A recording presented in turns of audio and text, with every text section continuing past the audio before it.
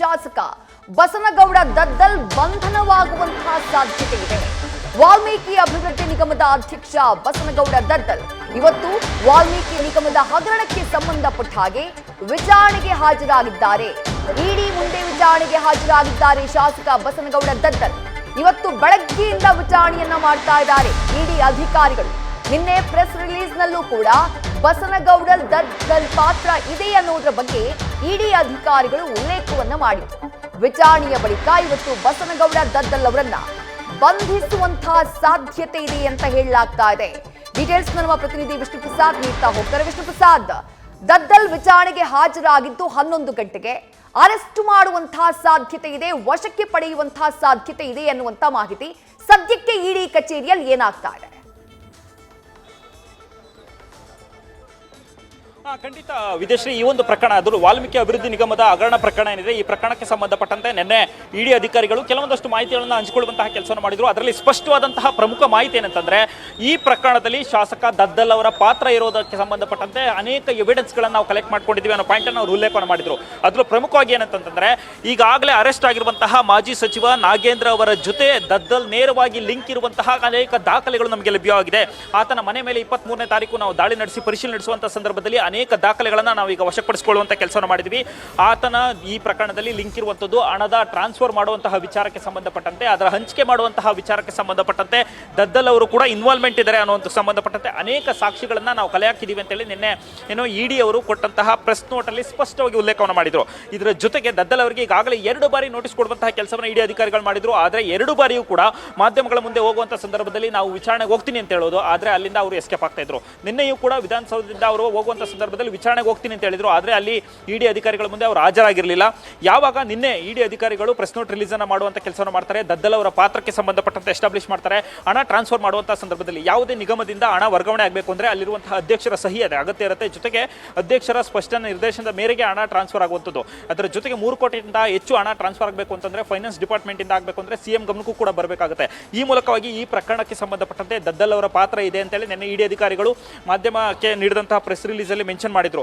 ಈಗ ಯಾವಾಗ ಈ ಅಂಶಗಳು ಬಹಿರಂಗ ಆಯಿತು, ಮುಂದಿನ ದಿನಗಳಲ್ಲಿ ನನ್ನ ಅರೆಸ್ಟ್ ಮಾಡ್ತಾರೆ ಅನ್ನೋದು ಕನ್ಫರ್ಮ್ ಆಗಿರುವಂತಹ ಹಿನ್ನೆಲೆಯಲ್ಲಿ ಇವತ್ತು ವಿಚಾರಣೆಗೆ ಹಾಜರಾಗಲಿಲ್ಲ ಅಂತಂದ್ರೆ, ಸಾಮಾನ್ಯವಾಗಿ 41A ನೋಟಿಸ್ ಅನ್ನು ಕೊಡುವಂತ ಕೆಲಸವನ್ನು ಮಾಡ್ತಾರೆ. ಈ ವೇಳೆಯಲ್ಲಿ ವಿಚಾರಣೆಗೆ ಹಾಜರಾಗದಿದ್ದಂತಹ ಸಂದರ್ಭದಲ್ಲಿ ಅದೇ ಗ್ರೌಂಡ್ ಅನ್ನ ಬಳಸಿಕೊಂಡು ಅವರು ನೆಕ್ಸ್ಟ್ ಬೇಲ್ ನೀಡುವಂತಹ ಸಂದರ್ಭದಲ್ಲಿ ಇರಬಹುದು, ಮತ್ತೆ ಬಂಧನ ಮಾಡೋದಕ್ಕೆ ಅದನ್ನ ಕಾರಣವಾಗಿ ಬಳಸ್ಕೊಳ್ಬಹುದು ಕಾನೂನಿನಲ್ಲಿ. ಹೀಗಾಗಿ 2ನೇ ಬಾರಿ ನೋಟಿಸ್ ಕೊಟ್ಟಂತ ಹಿನ್ನೆಲೆಯಲ್ಲಿ ಇವತ್ತು ದದ್ದಲ್ ಬೆಳಗ್ಗೆ 11 ಗಂಟೆಗೆ ವಿಚಾರಣೆಗೆ ಹಾಜರಾಗಿದ್ದಾರೆ.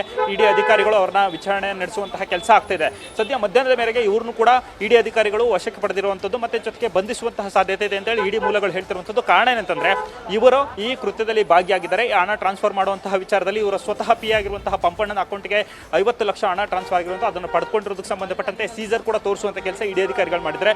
ಈ ಮೂಲಕ ದದ್ದಲ್ ಅವರು ಕೂಡ ಈ ಅಕ್ರಮದಲ್ಲಿ ಭಾಗಿಯಾಗಿದ್ದಾರೆ ಅನ್ನುವಂತಹ ಅನೇಕ ಎವಿಡೆನ್ಸ್ಗಳ ಆಧಾರದ ಮೇಲೆ ಇವತ್ತು ಮಧ್ಯಾಹ್ನದ ವೇಳೆಗೆ ಅವ್ರನ್ನ ಬಂಧಿಸುವಂತಹ ಸಾಧ್ಯತೆಗಳು ಬಹುತೇಕ ಜಾಸ್ತಿ ಇದೆ. ವಿದೇಶ್ರೀ, ವಿಷ್ಣು ಪ್ರಸಾದ್, ಈಗ ಇಡಿ ತನಿಖೆ ಮಾಡ್ತಾ ಇರುವಂತಹ ರೀತಿಯನ್ನ ನೋಡಿದ್ರೆ ಒಂದ್ ಕಡೆ ನಾಗೇಂದ್ರ ಅವರ ಬಂಧನ ಆಗಿದೆ, ಮತ್ತೊಂದ್ ಕಡೆ ದದ್ದಲ್ ಅವರ ವಿಚಾರಣೆ ನಡೀತಾ ಇದೆ. ಯಾವುದೇ ಕ್ಷಣದಲ್ಲಿ ಅರೆಸ್ಟ್ ಆಗಬಹುದು ಅನ್ನುವಂತಹ ಮಾಹಿತಿ. ಬಟ್ ಇಡಿ ತನಿಖೆಯ ಆಳ ಅಗಲವನ್ನ ನೋಡ್ತಾ ಇದ್ರೆ, ವಾಲ್ಮೀಕಿ ಹಗರಣವನ್ನ ಅಗಿತಾ ಇರುವಂತಹ ರೀತಿಯನ್ನ ನೋಡ್ತಾ ಇದ್ರೆ ಇಲ್ಲಿಗೆ ಇದು ನಿಲ್ಲುವಂತಹ ಲಕ್ಷಣ ಕಾಣಿಸ್ತಾ ಇಲ್ಲ. ಇನ್ನಷ್ಟು ದೊಡ್ಡ ದೊಡ್ಡ ತಲೆಗಳು ಟಾರ್ಗೆಟ್ ಆಗುವಂತಹ ಸಾಧ್ಯತೆ ಇದೆಯಾ ಪ್ರಕರಣಕ್ಕೆ ಸಂಬಂಧಪಟ್ಟ ಹಾಗೆ ಅಂತ ಹೇಳಿ? ಖಂಡಿತ ವಿದೇಶಿ, ಯಾಕಂತಂದ್ರೆ ಇದರಲ್ಲಿ ನಾವು ನೋಡ್ತಾ ಹೋದಂಥ ಸಂದರ್ಭದಲ್ಲಿ ನಿನ್ನೆ ಇರುವಂತಹ ಸ್ಪಷ್ಟನೆ ನೋಡ್ತಾ ಹೋದಂಥ ವೇಳೆಯಲ್ಲಿ 89.63 ಕೋಟಿ ರೂಪಾಯಿ ಹಣವನ್ನು ಈಗ ಮಿಸ್ಯೂಸ್ ಮಾಡ್ಕೊಂಡಿರುವಂಥದ್ದು ಸ್ಪಷ್ಟವಾಗಿರುವಂತಹ ಎವಿಡೆನ್ಸ್ ಸಿಕ್ಕಿರುವಂಥದ್ದು ಇಡಿ ಅಧಿಕಾರಿಗಳಿಗೆ. ಅದರಲ್ಲಿ 21.1 ಲಕ್ಷ ಅಮೌಂಟ್ ಏನಿದೆ, ಅಂದರೆ ಕೋಟಿ ಅಮೌಂಟ್ ಏನಿದೆ, ಇದನ್ನ ಸ್ವತಃ ಚುನಾವಣೆಗೆ ಬಳಕೆ ಮಾಡ್ಕೊಂಡಿದ್ದಾರೆ. ಬಳ್ಳಾರಿಯ ಚುನಾವಣೆಗೆ, ಅಂದರೆ ಲೋಕಸಭಾ ಚುನಾವಣೆಗೆ ಇದರ ಹಣವನ್ನು ಬಳಕೆ ಮಾಡ್ಕೊಂಡಿರೋದಕ್ಕೆ ಇಡಿ ಅಧಿಕಾರಿಗಳು ಸಾಕ್ಷಿಯನ್ನು ಕಲೆ ಹಾಕಿದ್ದಾರೆ. ಜೊತೆಗೆ ಇದೇ ಹಣದಿಂದ, ಅಂದರೆ 89 ಕೋಟಿ ಹಣ ಏನು ಮಿಸ್ಯೂಸ್ ಆಗಿದೆ, ಇದರಲ್ಲಿ ಸುಮಾರು ಕೋಟಿಯಷ್ಟು ಹಣವನ್ನು ಚುನಾವಣೆಗೂ ಮುನ್ನ ಅಕ್ರಮವಾಗಿ ಮದ್ಯ ಸಂಗ್ರಹ ಮಾಡೋದಕ್ಕೆ, ಖರೀದಿ ಮಾಡಿ ಅದನ್ನು ಸ್ಟೋರ್ ಮಾಡ್ಕೊಳ್ಳೋದಕ್ಕೆ ಬಳಕೆ ಮಾಡಿದ್ದಾರೆ ಅನ್ನುವಂತಹ ಸಾಕ್ಷಿನೂ ಕೂಡ ಇಲ್ಲಿ ಪರಿಗಣಿಸಿದ್ದಾರೆ. ಇದಕ್ಕೆ ಸಂಬಂಧಪಟ್ಟಂತೆ ದದ್ದಲ್ ಅವರು ಪಾತ್ರ ಇದೆ ಅಂತೇಳಿ, ಮತ್ತೆ ದದ್ದಲ್ ಅವರು ಈ ಹಣ ಟ್ರಾನ್ಸ್ಫರ್ ಮಾಡುವಂತಹ ವೇಳೆಯಲ್ಲಿ ಇದಕ್ಕೆ ಸಂಬಂಧಪಟ್ಟಂತೆ 23ನೇ ತಾರೀಕು ರೇಡ್ ಮಾಡಿ ಅವ್ರ ಮನೆ ಸರ್ಚ್ ಮಾಡಿದಂಥ ವೇಳೆಯಲ್ಲಿ ಅವ್ರ ಮನೆಯಲ್ಲಿ ಈ ಎಲ್ಲ ದಾಖಲೆಗಳು ದಾಖಲೆಗಳು ಲಭ್ಯ ಆಗಿದೆ ಅನ್ನೋದನ್ನ ಸ್ಪಷ್ಟಪಡಿಸಿರುವಂಥದ್ದು. ಇದು ಒಂದು ಕಡೆ ಆದರೆ ಈ ಪ್ರಕರಣದಲ್ಲಿ ಇನ್ನಷ್ಟು ಜನ ಹಿರಿಯರು ಭಾಗಿಯಾಗಿರುವಂಥ ಸಾಧ್ಯತೆಗಳಿದೆ ಅಂತ ಹೇಳ್ತಿರುವಂಥದ್ದು. ಕಾರಣ ಅಂತಂದ್ರೆ ಪ್ರಕರಣದಲ್ಲಿ ಈಗ ಒಂದು ಕಡೆ 89 ಕೋಟಿ ರೂಪಾಯಿ ಹಣವನ್ನು ನೇರವಾಗಿ ಟ್ರಾನ್ಸ್ಫರ್ ಮಾಡ್ತಿರುವಂಥದ್ದು. ಪ್ರಮುಖವಾದಂಥ ಅಂಶ ಏನಂತಂದ್ರೆ 187 ಕೋಟಿಯಲ್ಲಿ 94 ಕೋಟಿ ಯೂನಿಯನ್ ಬ್ಯಾಂಕ್ ವಸಂತನಗರ ಬ್ರಾಂಚಿಂದ MG ರೋಡ್ ಬ್ರಾಂಚ್ಗೆ ಟ್ರಾನ್ಸ್ಫರ್ ಆಗುತ್ತೆ. ಅದು ಹೊಸ ನಕಲಿ ಅಕೌಂಟಿಗೆ ಟ್ರಾನ್ಸ್ಫರ್ ಆಗುವಂಥದ್ದು. ಅದಾದ ಬಳಿಕ ಇನ್ನುಳಿದಿರುವಂತಹ 94 ಕೋಟಿಯಷ್ಟು ಹಣವನ್ನ ನೇರವಾಗಿ ರಾಜ್ಯ ಸರ್ಕಾರದ ಖಜಾನೆ ಹುಜೂರ್ 2 ಇಂದ ವರ್ಗಾವಣೆ ಮಾಡ್ತಾರೆ. ಅಂದ್ರೆ ಇದನ್ನ ವರ್ಗಾವಣೆ ಮಾಡುವಂತಹ ಸಂದರ್ಭದಲ್ಲಿ ಸ್ವತಃ CM ಸಿದ್ದರಾಮಯ್ಯ ಅವರ ಗಮನಕ್ಕೆ ಬರಬೇಕು. ಕಾರಣ ಏನಂತಂದ್ರೆ 3 ಕೋಟಿಗಿಂತ ಅಧಿಕ ಹೆಚ್ಚಿನ ಹಣವನ್ನು ವರ್ಗಾವಣೆ ಮಾಡುವಂತಹ ಸಂದರ್ಭದಲ್ಲಿ ಸರ್ಕಾರದ ಖಜಾನೆಯಿಂದ ಹಣ ವರ್ಗಾವಣೆ ಆಗ್ತಿದೆ ಅಂತಂದ್ರೆ CM ಅವರ ಸಂದೇಶ ಇಲ್ಲದೆ, ಅವರ ಸಹಿ ಇಲ್ಲದೆ, ಅವರ ಸೂಚನೆ ಇಲ್ಲದೆ ಟ್ರಾನ್ಸ್ಫರ್ ಆಗೋದಕ್ಕೆ ಸಾಧ್ಯ ಇಲ್ಲ. ಇದರ ಜೊತೆಗೆ ಖಜಾನೆಯಲ್ಲಿರುವಂತಹ ಹಿರಿಯ ಅಧಿಕಾರಿಗಳು, ಅದರಲ್ಲೂ ಜಂಟಿ ನಿರ್ದೇಶಕರ ಏನು ಇರುವಂತಹ ರ್ಯಾಂಕ್ ಅಧಿಕಾರಿಗಳು ಕೂಡ ಇದರಲ್ಲಿ ಭಾಗಿಯಾಗಿರುವಂತಹ ಸಾಧ್ಯತೆಗಳಿರುತ್ತೆ. ಹೀಗಾಗಿ ಪ್ರಕರಣದ ಇನ್ವೆಸ್ಟಿಗೇಷನ್ ನಡೆಸ್ತಿರುವಂತಹ ಇಡಿ ಅಧಿಕಾರಿಗಳಿಗೆ ಒಂದು ಕಡೆ ಹಗರಣ ನಡೆದಿರುವುದನ್ನು ಸಾಬೀತುಪಡಿಸಿದ್ದಾರೆ. ಹಗರಣದಲ್ಲಿ ಯಾರಿಂದ ಯಾರಿಗೆ ಹಣ ಹೋಗಿದೆ ಅನ್ನೋದನ್ನು ಈಗಾಗಲೇ ಟ್ರ್ಯಾಕಿಂಗ್ ಆಗಿದೆ. ಜೊತೆಗೆ ಹಣವನ್ನು ಏನಕ್ಕೆ ಬಳಕೆ ಆಗಿದೆ ಅಂತ ಟ್ರ್ಯಾಕಿಂಗ್ ಆಗಿದೆ. ಈಗ ಹಣವನ್ನು ಟ್ರಾನ್ಸ್ಫರ್ ಮಾಡೋದಕ್ಕೆ ಯಾರೆಲ್ಲ ಕಾರಣಕರ್ತರು ಈ ಆಂಗಲ್ ಇನ್ವೆಸ್ಟಿಗೇಷನ್ ನಡೆಸಿದೆ. ಅದರಂತೆ ಈಗ ನಾಗೇಂದ್ರ ಮೊದಲನೇ ಹಂತದಲ್ಲಿ ಅವ್ರನ್ನ ಬಂಧಿಸಿರುವಂಥದ್ದು. ಇವತ್ತು ದದ್ದಲ್ ಅವ್ರನ್ನ ವಿಚಾರಣೆ ನಡೆಸಿದ್ದಾರೆ, ಅವ್ರನ್ನು ಕೂಡ ಬಂಧಿಸುವಂಥ ಸಾಧ್ಯತೆ ಇದೆ. ಅದಾದ ಬಳಿಕ ಇವರು ಯಾರ ಸೂಚನೆ ಮೇರೆಗೆ ಇಷ್ಟು ಹಣವನ್ನು ಟ್ರಾನ್ಸ್ಫರ್ ಮಾಡಿದ್ರು ಮತ್ತೆ ಅದನ್ನ ಹೇಗೆ ನಕಲಿ 18 ಖಾತೆಗಳಿಗೆ ವರ್ಗಾವಣೆ ಮಾಡಿದ್ರು, ಈ ಎಲ್ಲ ಅಂಶಗಳು ಕೂಡ ಈಗ ರಿವೀಲ್ ಆಗ್ತಾ ಹೋಗದಂತ ಸಂದರ್ಭದಲ್ಲಿ ಮುಂದಿನ ದಿನಗಳಲ್ಲಿ ಇದು CM ಕಚೇರಿಯನ್ನ ತಲುಪುವಂತಹ ಸಾಧ್ಯತೆಗಳು ಬಹುತೇಕ ಜಾಸ್ತಿ ಕಾಣ್ತಿರುವಂಥದ್ದು ವಿದ್ಯಶ್ರೀ.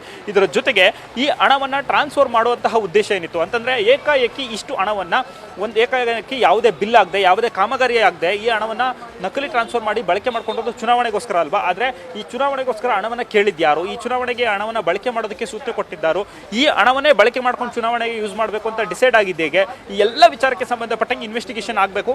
ಈ ಹಿನ್ನೆಲೆ ನೋಡ್ತಾ ಹೋದಂತ ವೇಳೆಯಲ್ಲಿ ಇದು CM ಕಚೇರಿ ತನಕ ಈ ಕೇಸ್ ತಲುಪುವಂತ ಸಾಧ್ಯತೆಗಳು ಜಾಸ್ತಿ ಇದೆ ವಿದೇಶಿ. ಥ್ಯಾಂಕ್ ಯು ವಿಷ್ಣು ಪ್ರಸಾದ್ ತಮ್ಮ ಡೀಟೇಲ್ಸ್ಗೆ. ನ್ಯೂಸ್ ಫಸ್ಟ್ ನಿರ್ಭೀತಿಯಿಂದ ನಿಮ್ಮ ಪರವಾಗಿ.